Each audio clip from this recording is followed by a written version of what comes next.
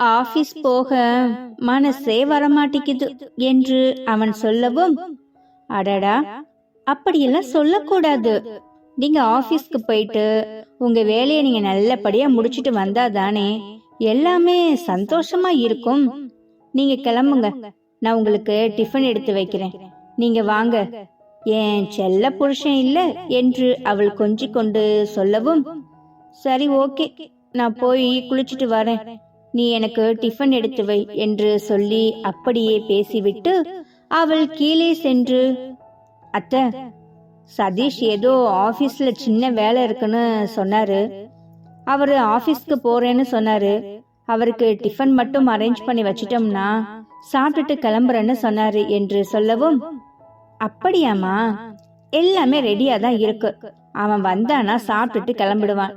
அப்புறம் என்ன, இன்னைக்கு என் மருமக ரொம்ப உற்சாகமா இருக்கிற மாதிரி இருக்கு என்று அத்தை கேட்கவும், அப்படியெல்லாம் ஒன்னும் இல்ல, நான் எப்பொழுதும் போலதான் இருக்கேன் அத்தை என்று சொல்லி அப்படியே இருவரும் பேசிக்கொண்டிருந்தார்கள். இங்கு சக்தியும் வருணும் அவர்கள் ஆபீஸுக்கு கிளம்பலாம் என்று நைட்டே முடிவெடுத்து இருந்தார்கள். டைனிங் ஹாலில் உட்கார்ந்து அனைவருமே சாப்பிட்டு கொண்டிருக்கும் பொழுது, மாமா, நான் கொஞ்சம் ஆபீஸ் வரைக்கும் போயிட்டு வரேன் மாமா, வருண் கூட என்று சக்தி சொல்லவும், என்னம்மா, ஏதோ முக்கியமான வேலையா என்று அவன் கேட்டான். அப்படி இல்ல மாமா, போய் ஆபீஸ்ல போய் பார்த்துட்டு கையல்கிட்ட இந்த திங்ஸ் எல்லாம் கொடுத்துட்டு ஆபீஸ்ல வேலையெல்லாம் எப்படி போயிட்டு இருக்குன்னு பார்த்துட்டு வர்றதுக்காக தான் மாமா 2 பேருமே போறோம் என்று சொல்லவும், சரிம்மா, சந்தோஷமா போயிட்டு வாங்க என்று சொல்லவும், அம்மா, அப்பா, நான் ஆபீஸ்க்கு போயிட்டு வரேன் என்று சக்தி சொன்னாள். சரிம்மா, 2 பேரும் பார்த்து பத்திரமா போயிட்டு வாங்க என்று சொல்லி அவர்கள் இருவரையும் வழி அனுப்பி வைத்தார்கள். இப்படியே சக்தியும் வருணும் காரில் ஆபீஸுக்கு சென்று கொண்டிருந்தார்கள். சக்தி, இன்னைக்கு எனக்கு எப்படி தெரியுமா இருக்கு, நீ என் கார்ல எங்க வீட்ல இருந்து கிளம்பி வரவுமே ஏதோ நம்ம 2 பேரும் திருமணமாகி நம்ம முத ஆபீஸ்க்கு போற மாதிரி ஒரு ஃபீல் ஆகுது என்று அவன் சொல்லவும், வருண், எனக்கும் ஏதோ அப்படிதான் ஒரு ஃபீல் ஆனது, எனக்கு சந்தோஷமா இருக்கு என்று சொல்லி அப்படியே இருவரும் பேசிக்கொண்டே சென்றார்கள்.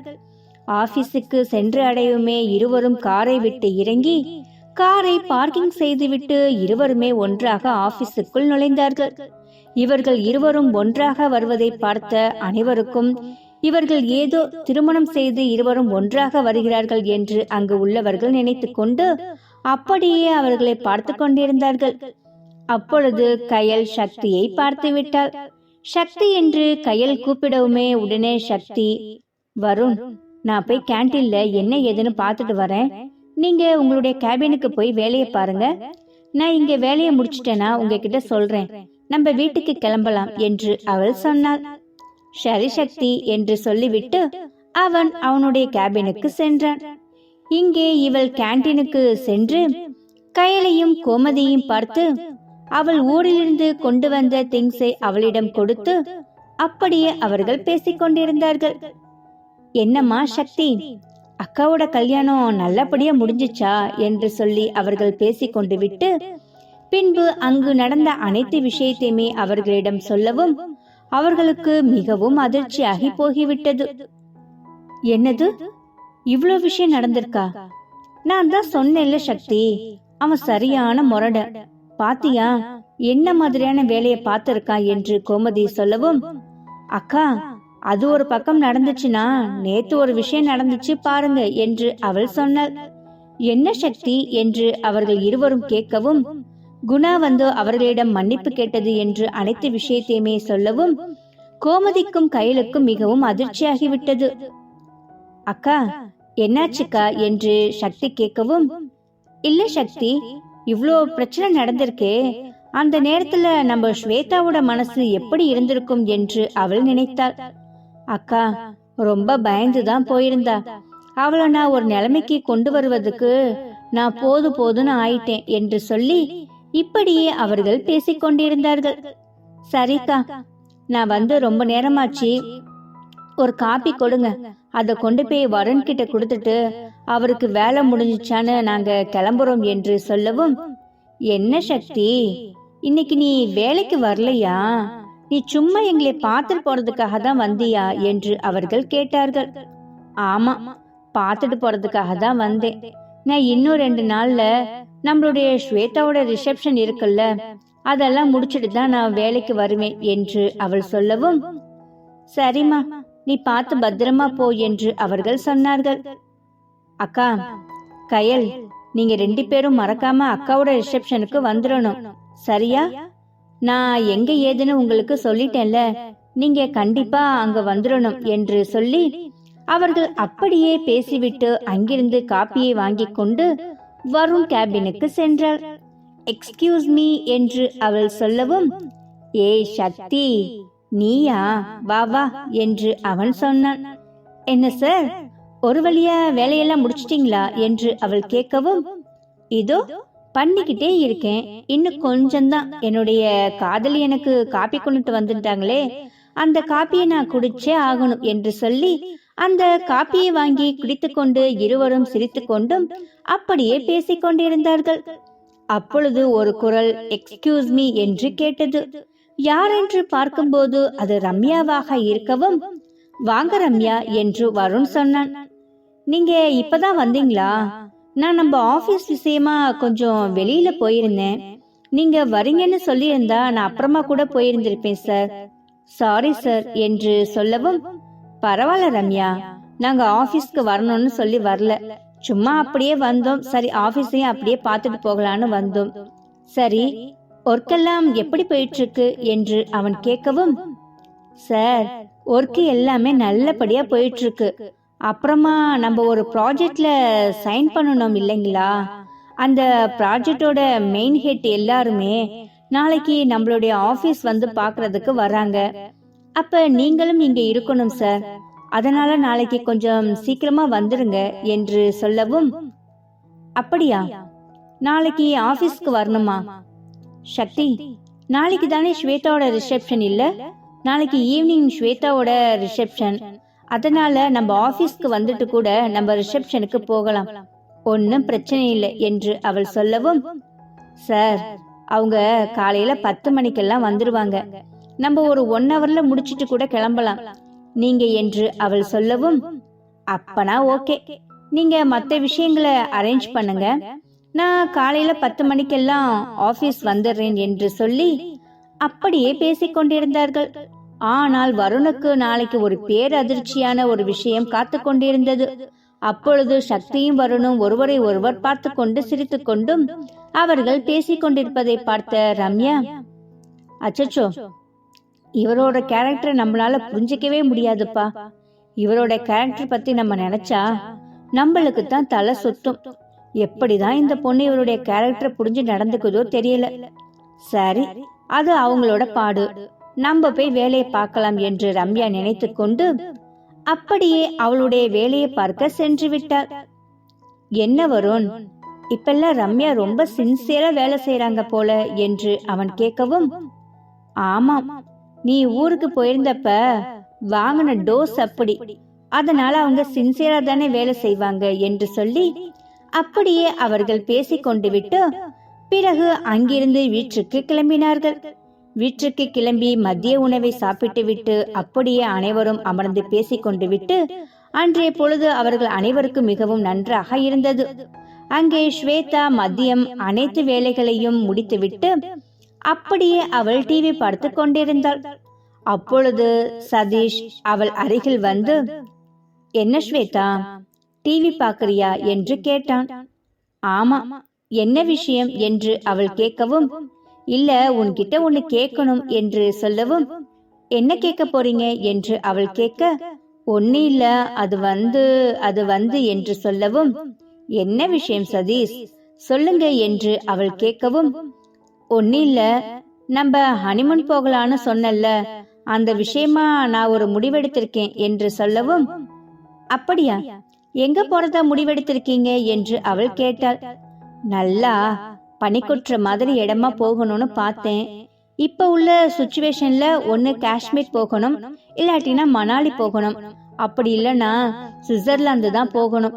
அதான் எங்க போகலான்னு சொல்லி யோசிச்சுட்டே இருக்கேன் என்று அவன் சொன்னான். அப்படியா? இந்த காஷ்மீர் மணாலி எல்லாம் எங்க இருக்கு என்று அவள் கேட்கவும், ஸ்வேதா, நிஜமாலுமே அதெல்லாம் எங்க இருக்குன்னு உனக்கு தெரியாதா? கேள்விப்பட்டிருக்கேன், ஆனா எங்க எப்படி இருக்குன்னு எல்லாம் எனக்கு தெரியாது, சொல்லுங்க என்று அவள் சொன்னாள். காஷ்மீரும் மணாலியும் நம்ம இந்தியாக்குள்ள இருக்கு. ஆனா சுவிட்சர்லாந்து மட்டும் நம்ம பிளைட்ல போற மாதிரி இருக்கும். இதுக்குமே பிளைட்ல போற மாதிரி தான் இருக்கும். ஆனா இதுக்கு பாஸ்போர்ட் எல்லாம் தேவையில்லை. ஆனா சுவிட்சர்லாந்து போறதுக்கு கண்டிப்பா பாஸ்போர்ட் வேணும் என்று சொல்லி இப்படியே அவன் பேசிக் கொண்டிருக்கவும், இவ்ளோ விஷயம் இருக்கா? அச்சச்சோ, எனக்கு பாஸ்போர்ட் இல்லையே என்று அவள் சொன்னாள். ஆமல்ல, உனக்கு பாஸ்போர்ட் இல்ல. நானும் இப்பதான் யோசிச்சேன்.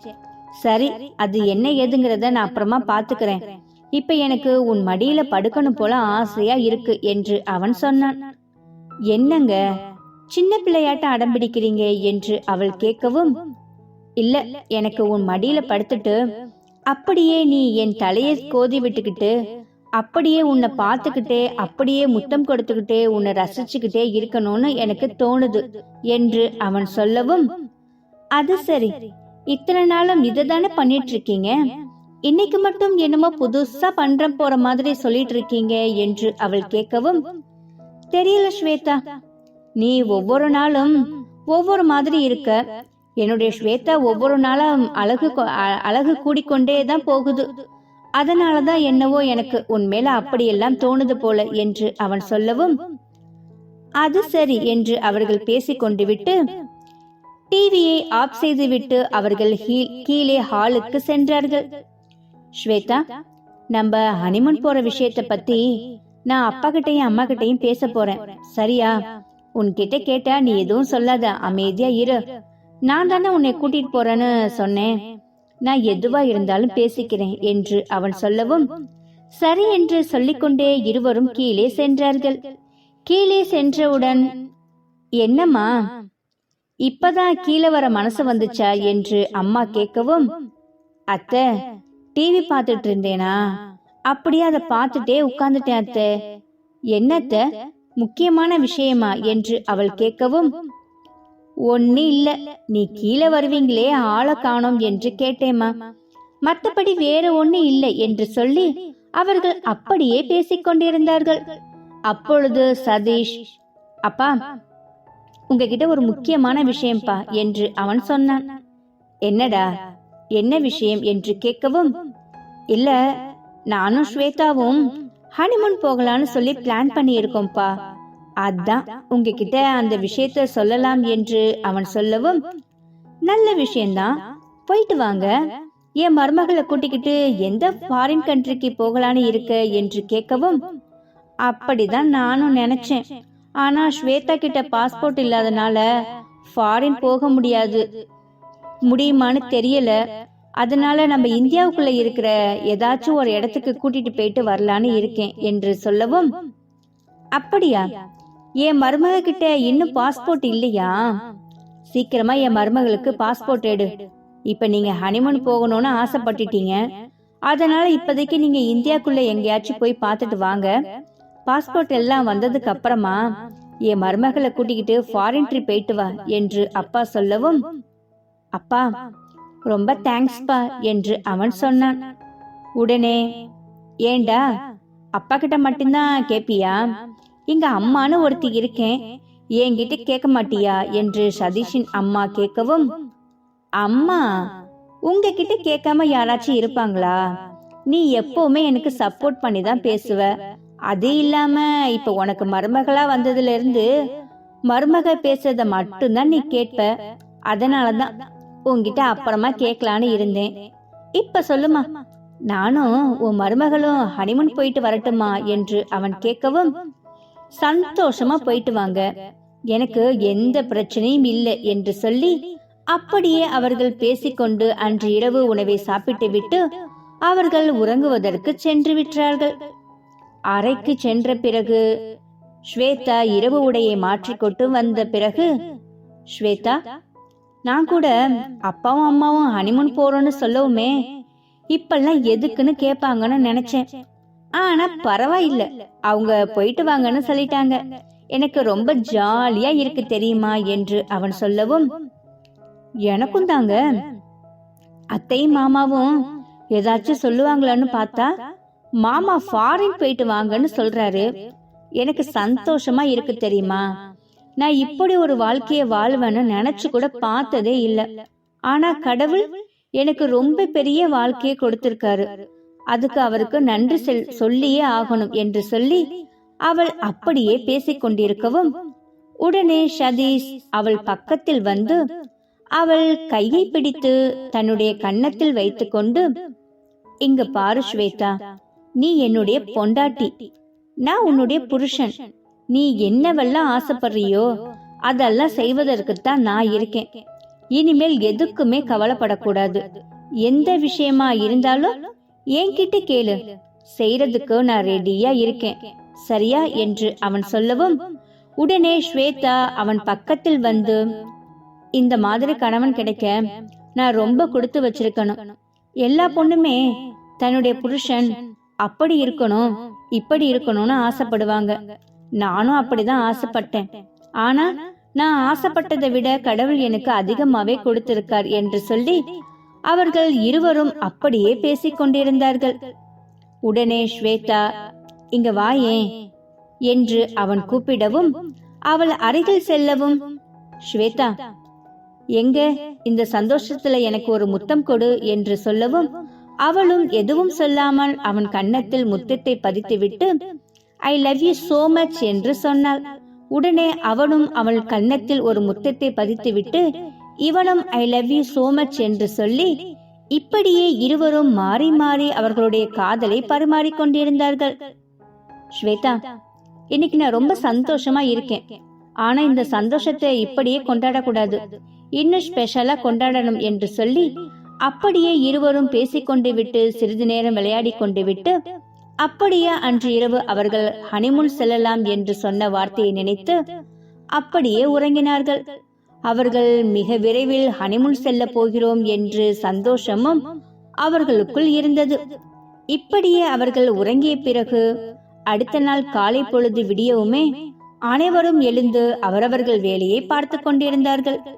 அப்பொழுது வருண் ஹாலுக்கு வந்து, அம்மா நான் சீக்கிரமா ஆபீஸ் போகணுமா, ஒரு முக்கியமான மீட்டிங் இருக்கு, அதை அட்டென்ட் பண்ணிட்டு வந்துடுறேன் என்று சொல்லவும், சக்தியும் என் கூட வராங்க, அவங்களுக்கும் கேண்டீன்ல கொஞ்சம் வேலை இருக்கு என்று அவன் சொன்னான். உடனே நாராயணன் அங்கு வந்து, ஆமாடா உன்னுடைய புது ப்ராஜெக்டுக்கான மீட்டிங் இன்னைக்கு இருக்குன்னு சொன்னாங்களே, நீ போறியா என்று கேட்கவும், ஆமா அதுக்கு தான் கிளம்பிட்டு இருக்கேன். சரி நான் போய் கிளம்பிட்டு வரேன். சக்தி ரெடி ஆயிட்டாங்களான்னு தெரியலம்மா, நீங்க கொஞ்சம் பாக்குறீங்களா என்று கேட்கவும், அத்தையெல்லாம் வந்து பார்க்க வேண்டாம் என்று அவள் சொல்லவும், பாருடா என் மருமக எள்ளுனா என்ன மாதிரி நிக்கிறா பாரு, பொம்பளை பிள்ளை பாத்தியா, கடன்னு கிளம்பி வந்துருச்சு, இன்னும் நீ பேப்பர் படித்து கொண்டே உட்கார்ந்து இருக்கிற, போடா போய் சீக்கிரமா போய் கிளம்பிட்டு வா என்று சொல்லி அம்மா சொல்லவும், அவன் அறைக்கு சென்று அப்படியே குளித்து முடித்து விட்டு அவன் ஹாலுக்கு சாப்பிடுவதற்கு வந்தான்.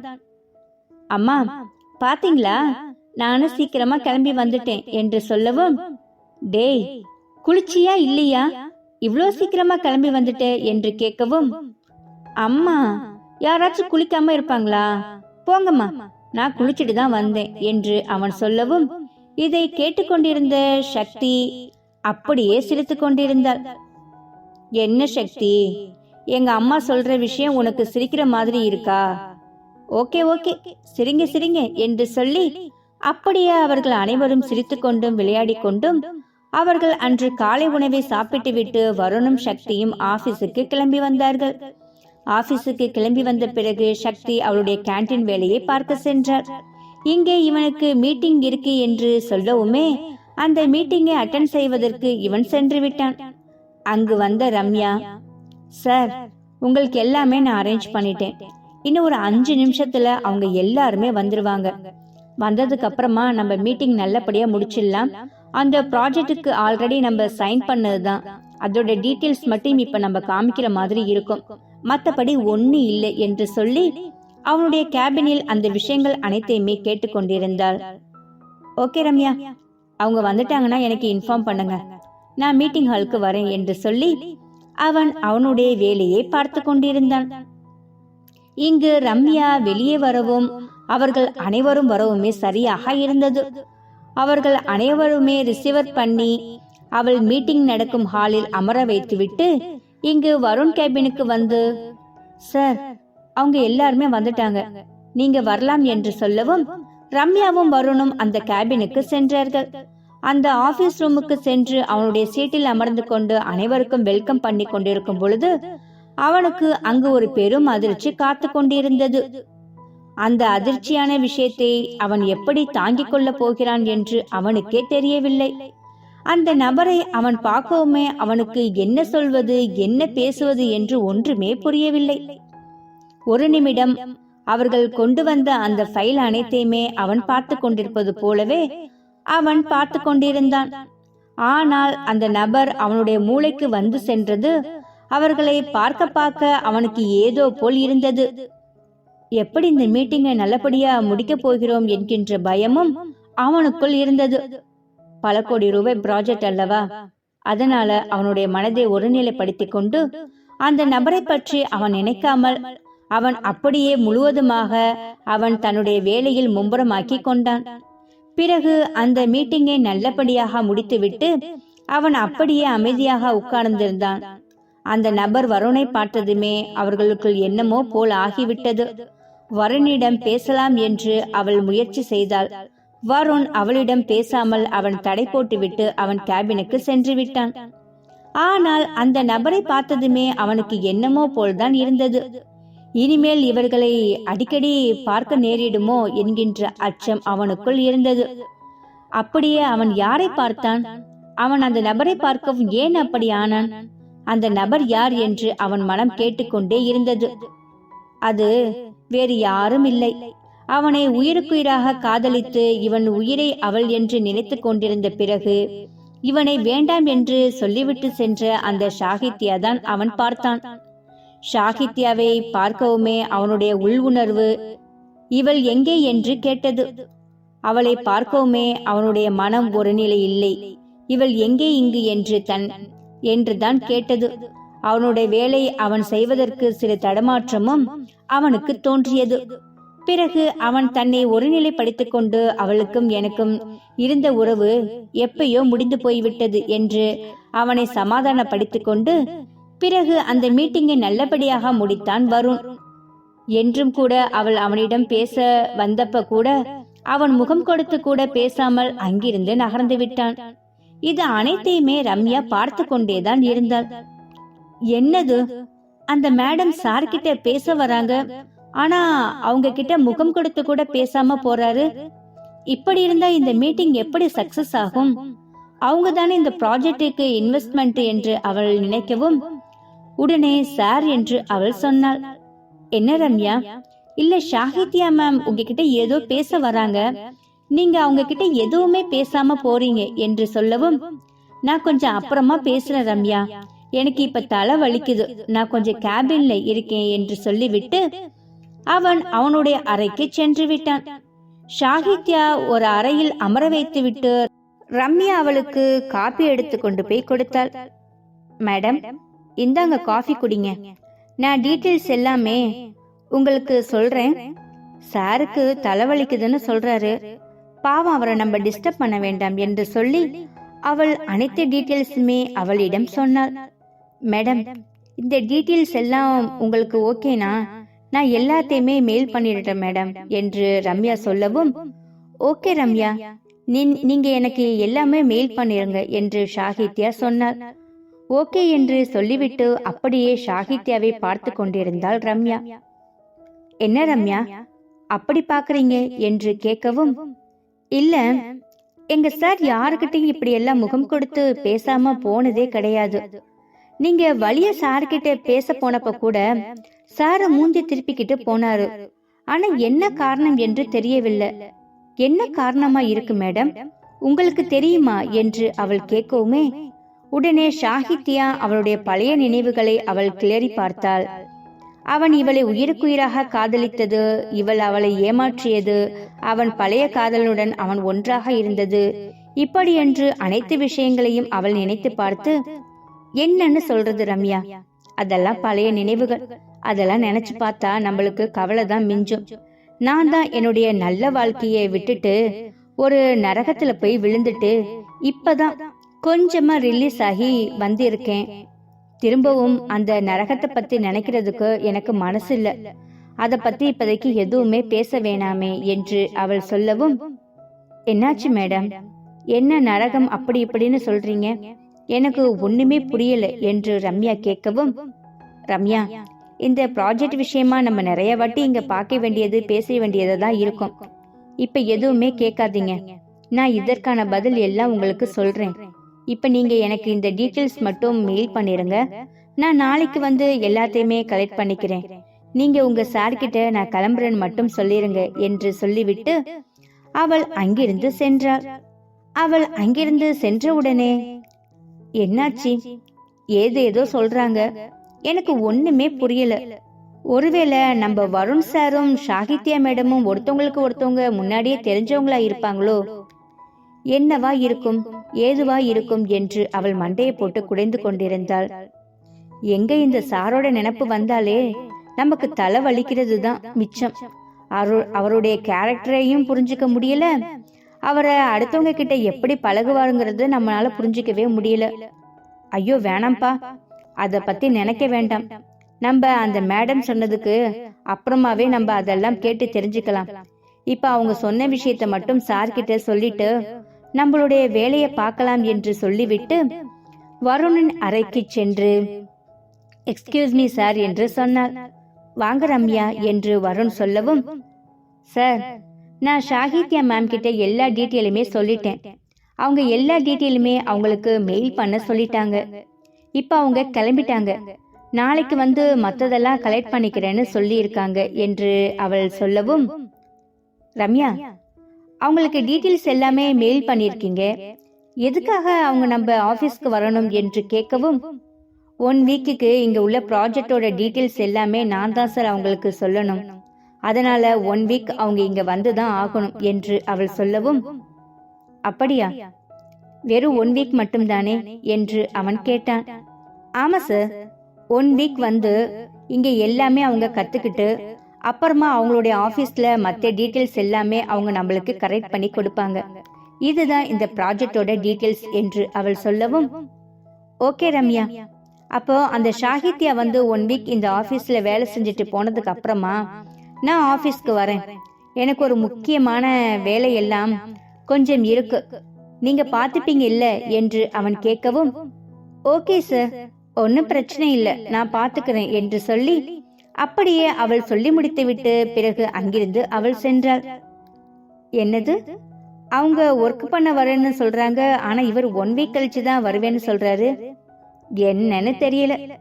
எதுவா இருந்தாலும் நம்மளுக்கு என்ன, சரி ஓகே, நம்ம போய் வேலையை பார்க்கலாம் என்று சொல்லிவிட்டு அவள் அங்கிருந்து சென்றாள். பிறகு வருண் அனைத்து வேலைகளையும் முடித்துவிட்டு சக்தியை அழைத்து கொண்டு வீட்டிற்கு சென்று கொண்டிருந்தான்.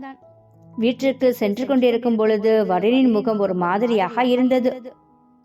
என்ன வருண், ஒரு மாதிரியா இருக்கீங்க, என்னாச்சு, ஆபீஸ்ல எதுவும் ப்ராப்ளமா என்று அவள் கேட்கவும், இல்ல சக்தி என்று அவன் ஒற்றை வார்த்தையில் பதில் சொன்னான். வருண், என்ன விஷயம் சொல்லுங்க, ஏன் ஒரு மாதிரியா இருக்கீங்க என்று அவள் கேட்கவும், அதெல்லாம் ஒண்ணு இல்ல சக்தி என்று அவன் சொன்னான். இல்ல, உங்களுடைய முகத்தை பார்த்தாலே ஏதோ மாதிரி இருக்கு, என்ன விஷயம்னு சொல்லுங்க என்று சொல்லவும், உடனே ஒரு ஓரமாக காரை நிப்பாட்டி விட்டு, நான் என்னன்னு சொல்றது சக்தி என்று அவன் சொன்னான். வருண், ஏன் இவ்ளோ கோவப்படுறீங்க, என்னாச்சு, ரம்யா ஏதாச்சும் தப்பு பண்ணிட்டாங்களா, இன்னைக்கு மீட்டிங் இருக்குன்னு சொல்லிட்டு தானே போனீங்க, ஏன் ப்ராஜெக்ட்ல எதுவும் ப்ராப்ளமா, மீட்டிங்ல எதுவும் பிரச்சனை வந்துருச்சா என்று கேட்கவும், சக்தி, நான் அந்த விஷயத்தை என்னன்னு சொல்றது, சக்தி, யார பார்க்க கூடாது, யார மூஞ்சில நான் முழிக்க கூடாதுன்னு நினைச்சிட்டு இருந்தனோ அந்த மூஞ்சி இன்னைக்கு வந்து முன்னாடி நிக்கும் போது எனக்கு எவ்வளவு கஷ்டமா இருந்துச்சு தெரியுமா, ஏண்டா அவங்கள பார்த்தோங்கிற மாதிரி இருந்துச்சு என்று அவன் சொல்லவும், வருண், அப்படி நீங்க யார பாத்தீங்க என்று சக்தி கேட்க, உடனே சக்தியின் கையை பிடித்து கொண்டு, சக்தி, நான் யார பார்க்க கூடாதுன்னு நினைச்சிட்டு இருந்தனோ அவங்கள பார்த்தேன் சக்தி என்று சொல்லவும், அப்படி நீங்க யார பார்த்தீங்க? அப்படி உங்களுக்கு பிடிக்காத ஆளு யாரு என்று அவள் கேட்கவும், அவதான் சக்தி, என் வாழ்க்கைய நரகமாக்கிட்டு போனால அவதான், அந்த ஷாகித்யா என்று அவன் சொல்லவும், அதை கேட்ட சக்திக்கு மிகவும் அதிர்ச்சியாக இருந்தது. என்னது, ஷாகித்யா திரும்பவும் உங்க வாழ்க்கைக்குள்ள வந்திருக்காங்களா என்று அவள் கேட்கவும், அவ என்னுடைய வாழ்க்கைக்குள்ள வரல, நம்மளோட ஆபீஸ்க்குள்ள வந்திருக்கா என்று அவன் சொன்னான். என்ன வருண் சொல்றீங்க? எனக்கு ஒன்னும் புரியல என்று அவள் கேட்கவும், இங்க பாரு சக்தி, இன்னைக்கு மீட்டிங் இருக்குன்னு சொல்லி போன இல்ல, இது நாங்க 3 கம்பெனியோட சேர்ந்து ப்ராஜெக்ட். அவ ஏதோ ஒரு கம்பெனில வேலை செய்கிறாள். அந்த கம்பெனிக்காக தான் இந்த மீட்டிங்கை அட்டென்ட் பண்ண வந்திருக்கான்னு நினைக்கிறேன்.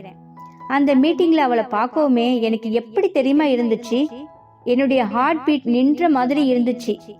ஏண்டா அவளை பார்த்தோங்கிற மாதிரி இருந்துச்சு. ஒரு நிமிஷம் அந்த மீட்டிங்ல நான் என்ன பேசணும் ஏது பேசணும் கூட என்னால தெரியல. அப்புறம் என்னையே நான் சமாதானப்படுத்திக்கிட்டு அந்த மீட்டிங்கை நான் நல்லபடியா செய்து முடித்தேன் சக்தி என்று சொல்லவும், வருண், நீங்க அப்பவே என்கிட்ட இந்த விஷயத்த சொல்லி இருக்கலாம் இல்ல, நான் அப்பவே ஏதாச்சும் பண்ணி இருந்திருப்பனே என்று அவள் சொல்லவும், இது நம்ம ஒண்ணுமே பண்ண முடியாது சக்தி, இந்த ப்ராஜெக்ட் ஆல்ரெடி சைன் பண்ணியாச்சு, அதனால நம்ம இந்த ப்ராஜெக்ட பண்ணி தான் ஆகணும். நான் ரம்யா கிட்ட எல்லாமே கேட்டுட்டேன். அவங்க 1 வீக் நம்ம ஆபீஸ்க்கு ட்ரைனிங்க்கு வருவாங்களாம். 1 வீக் அப்புறமா அவங்களுடைய ஆபீஸ்ல தான் வேலை செய்வாங்களாம். அதனால இந்த 1 வீக் நம்ம ஆபீஸ்க்கு போக வேணான்னு சொல்லிட்டு நான் முடிவு பண்ணிட்டேன் என்று சொல்லவும், உடனே சக்தி, என்ன வருண், ஏதோ மாதிரி யாருக்கோ பயந்துகிட்டு நீங்க எங்கேயுமே போகாம இருக்கிற மாதிரி பேசுறீங்க. அது நம்ம ஆபீஸ், அவங்க வர்றதுக்காக நம்ம ஆபீஸ்க்கு போகாம இருக்க முடியுமா? நீங்க எடுத்திருக்க முடிவு தப்பு.